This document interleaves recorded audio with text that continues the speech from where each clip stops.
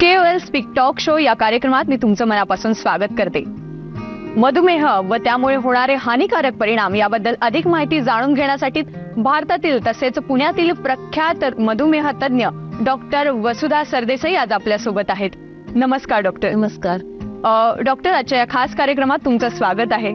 तुम्ही आमच्या प्रेक्षकांना तुमचा थोडक्यात परिचय करून द्याल?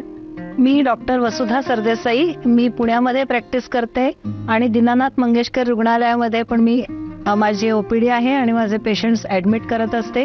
मी मधुमेहासाठी एक डायबेटिक असोसिएशननी चालवलेलं मधुमित्र हे जे मासिक आहे त्याची मी चीफ संपादिका आहे आणि त्या निमित्ताने लोकांना शिकवण्याचं कार्यक्रम बऱ्यापैकी पेशंट एज्युकेशन किंवा लोक ह्याच्यासाठी काम करते. माझा पहिला प्रश्न, डायबिटीस म्हणजे काय आणि डायबिटीस कोणाला होण्याची शक्यता जास्त असते?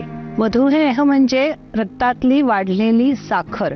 रक्तातली साखरेची पातळी ही नेहमी नियमित असते आणि ती साधारण 70 पासून 140 पर्यंत आपण धरतो.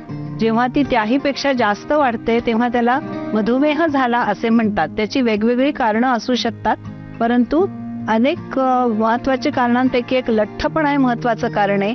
आता बदललेली जीवन पद्धती, ज्याच्यामध्ये आपण बैठी जीवन पद्धती म्हणतो, सतत स्क्रीन बघणं, आयदर TV असेल किंवा आपला मोबाईल असेल किंवा लॅपटॉप असेल, हे स्क्रीन बघणं किंवा वाढलेले ताणतणाव हे सुद्धा एक महत्वाचं कारण आहे.